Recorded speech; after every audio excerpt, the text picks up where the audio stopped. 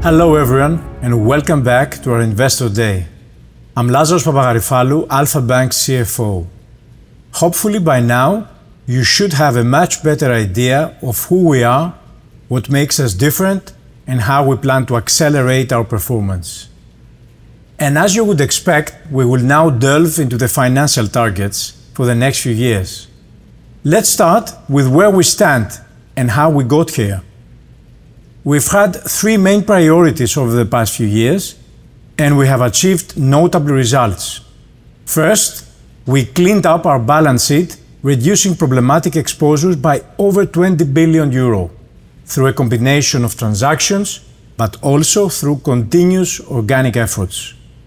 Second, we restored our capital buffers through organic capital generation, balance sheet optimization, disposals, partnerships, and issuance, reaching a 12.5% fully loaded Common Equity Tier 1 ratio in 2022 and 12.8% as of the first quarter this year.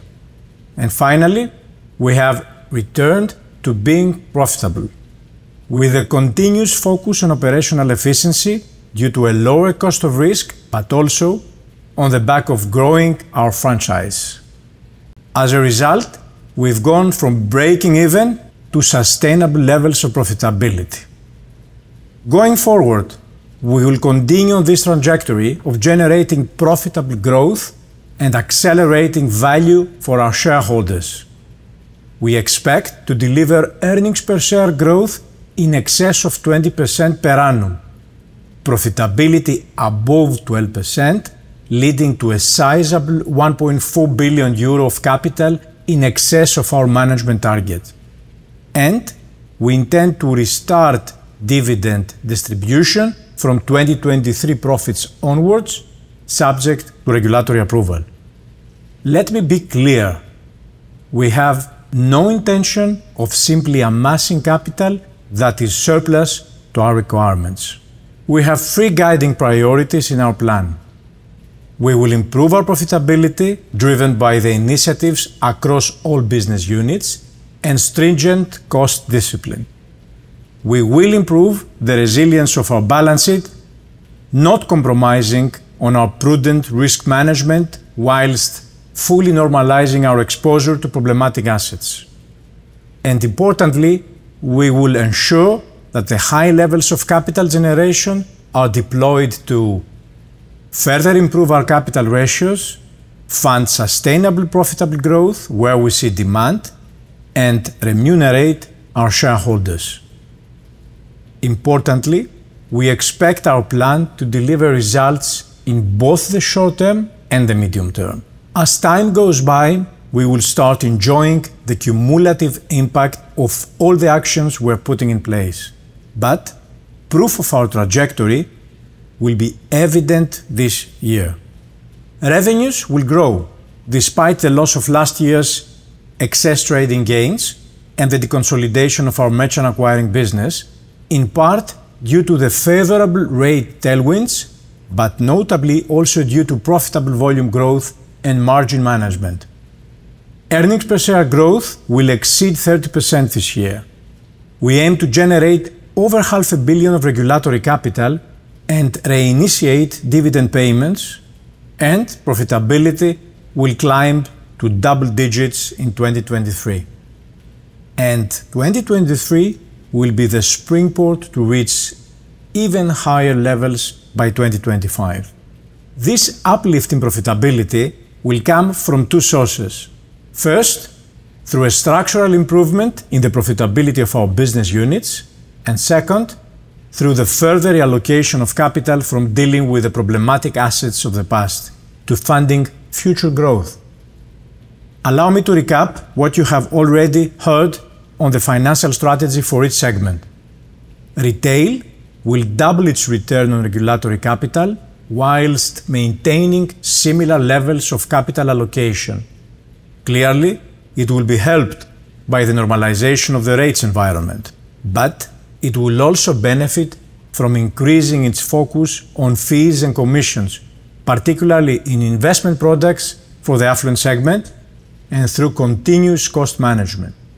And the already announced securitization of a mortgage portfolio will offset any capital needs to fund growth. Wholesale will continue to support lending growth whilst maintaining its already high lucrative levels of profitability. Wealth will add fees by growing its capital-light assets under management, while Treasury will significantly increase its top-line contribution, taking advantage of current market opportunities. Our international business will continue its journey of rebuilding the franchise back towards its natural size, self-funded in terms of deposits and deploying its own capital, delivering a return that is aligned with the group's other profitable units. This emphasis on profitable business growth will translate into a return on regulatory capital of above 16% at a group level in 2025, based on our 13% target Common Equity Tier 1 ratio. Group returns on the regulatory capital that we need to carry are reduced by the regulatory treatment of our deferred tax assets and, to a lesser extent, by the amount of excess capital that we will likely still have by the end of our planning horizon. During the business plan horizon, we will recover about a fifth of our deferred tax assets in the regulatory capital position, boosting our ability to reward shareholders. And that is a process that will continue after 2025. We are targeting earnings per share growth at an annual pace of 20%, with a resulting uplift in profitability, primarily driven by revenue growth.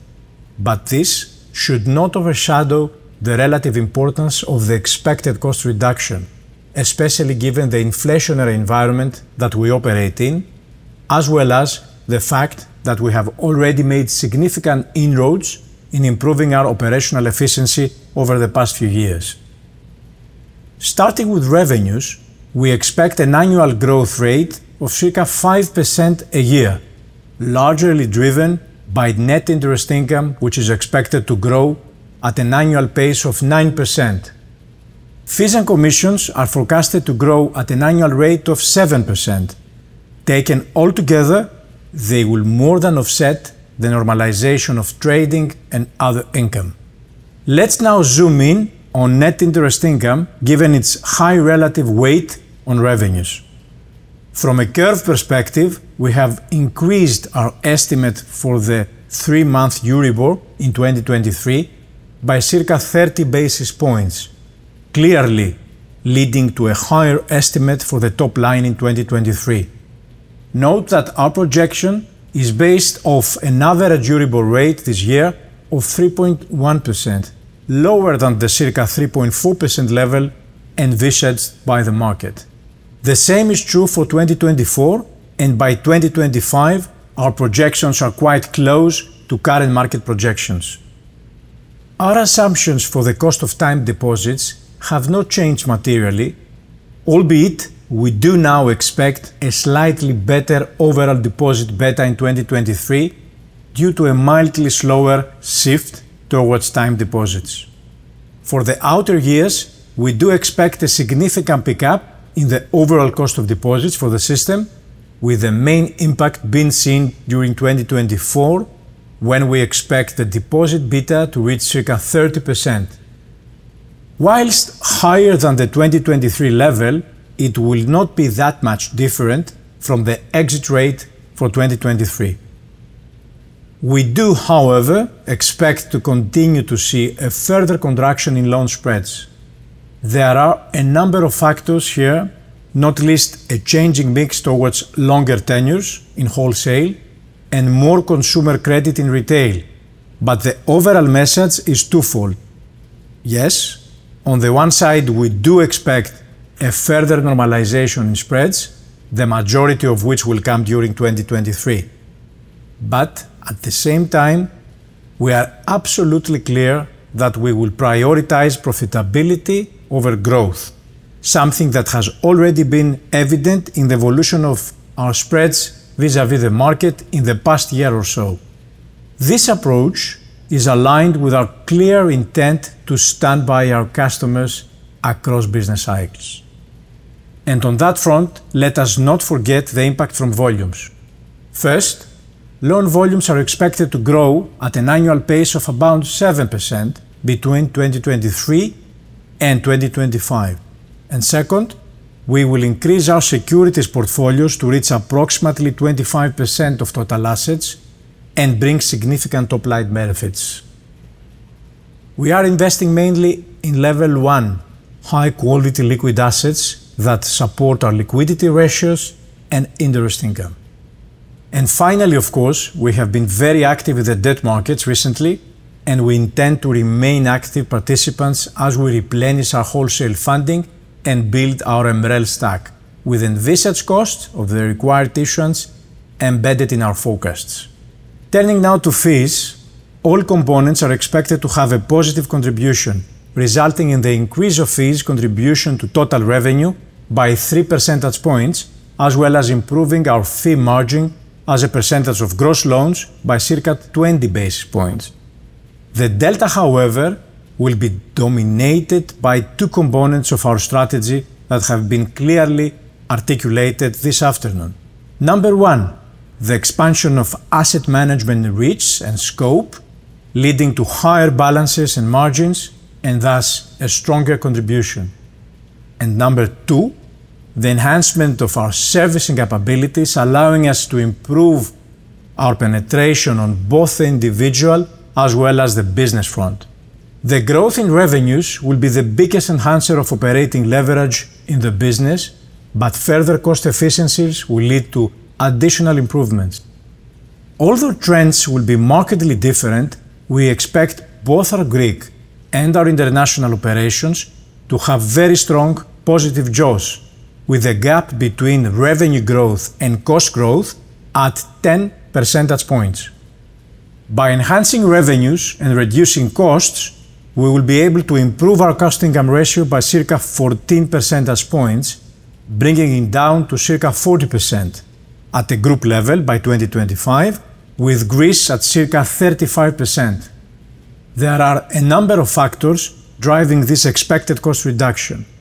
Firstly, reduced contributions to the resolution fund. Secondly, there are a number of transactions where the cost benefits have not yet been fully reflected in our cost base. We will also generate further savings from our bank-wide transformation program, further reducing our footprint, unifying, simplifying, and automating our processes and transitioning towards digital servicing.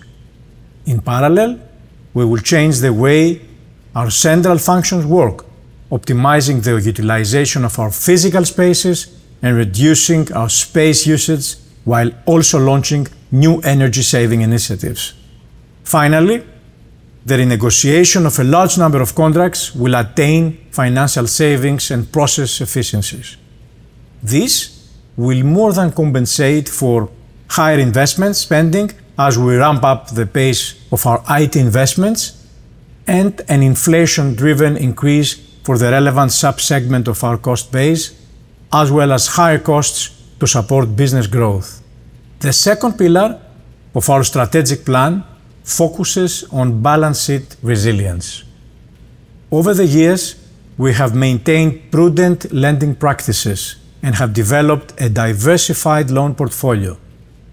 Our wholesale book is characterized by wide industry coverage that provides diversification against sector-specific volatility and limited exposure to commercial real estate, with less than 5% of our lending stock exposed to this asset class. Over 80% of our retail loan book has a residential asset as a collateral.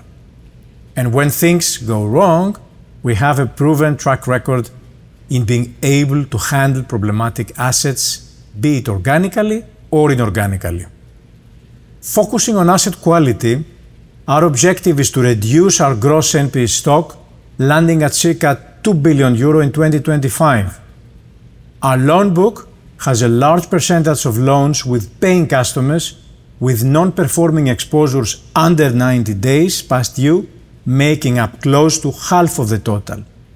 Within that book, 92% is forborne exposures, a portfolio that is dominated by exposures with residential assets as collateral and good prospects for a performance. The coverage in this part of the NPE book is reflecting the particular features of the underlying exposures, which naturally have a higher curing potential. For the weaker part of the portfolio, our non-performing loans above 90 days past due, our 55% coverage exceeds the European Union average. Clearly, we have already executed the vast majority of the cleanup effort, and what we have in front of us is what you might think of as the last mile.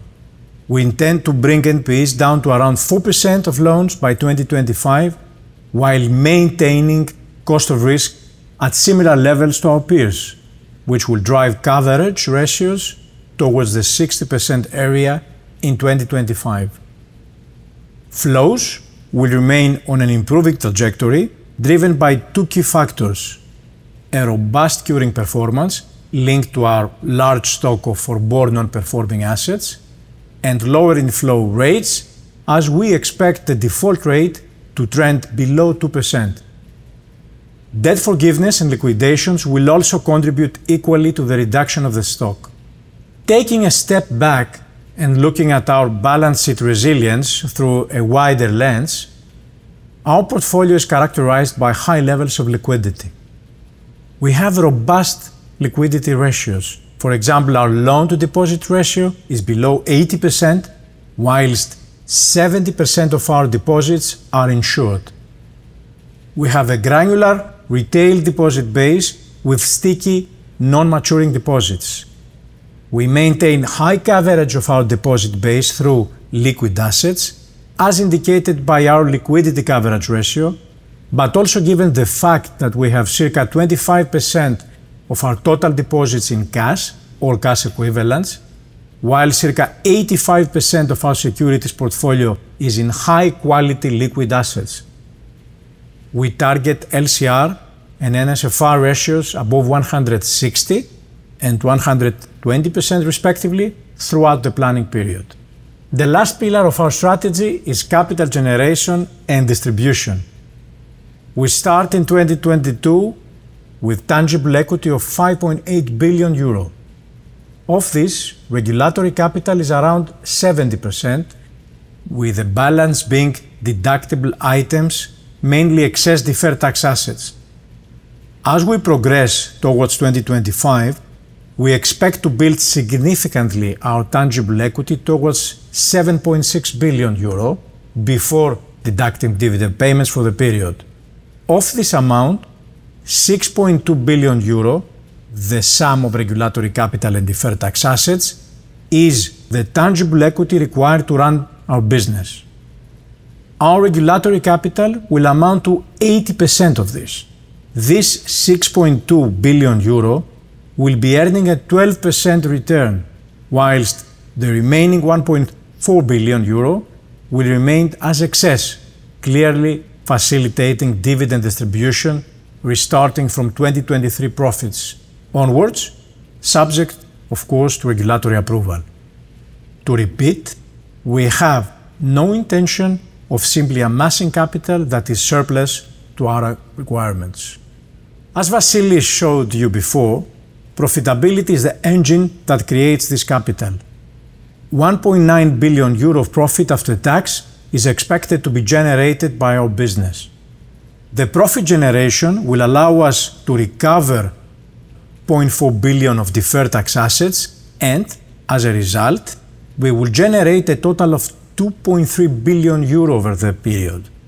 Alongside this 2.3 billion euro of regulatory capital generation, we expect to release an additional 0.2 billion euro through the reduction of problematic assets as well as the synthetic securitizations that are planned for 2023. The total will be deployed for further expanding our balance sheet and enabling future growth of our performing business, with 0.9 billion euro of capital deployed for organic growth, meeting our management target for regulatory capital with a deployment of 0.2 billion euro, and shareholder remuneration with annual dividend distribution at 30 basis points over average risk-weighted assets in the period, having been put as a placeholder in our business plan subject to regulatory approval. Importantly, this will leave over 1 billion of surplus capital above the management target, providing capacity for additional distributions. As a consequence, our capital ratios will naturally increase significantly during the period. More specifically, in 2023, we will reach a Common Equity Tier 1 ratio of around 13.5%, surpassing our management target of 13%, and thus unlocking the potential for dividend distribution for the first time since 2008. In 2025, assuming a similar payout throughout the period, we would reach a Common Equity Tier 1 ratio of around 16%, exceeding our 13% management target by a considerable amount, while our capital ratios would be even higher without the above-mentioned assumed dividend payout. Our sensitivity analysis shows that even assuming dividends twice or 3 times the level embedded in our projections, our 2025 capital ratios would still exceed management targets. To conclude, allow me to summarize our main financial targets, including an update to our 2023 guidance. Firstly, looking out to 2025. Annual revenues will grow by circa 0.3 billion euros, primarily driven by net interest income expansion. Our cost-income ratio will decrease by around 14 percentage points, reaching a level of circa 40%. And our cost of risk will decrease to less than 70 basis points following the reduction of the NPE stock. The actions implemented to boost profitability and reduce costs will result in a return on tangible equity of more than 12%.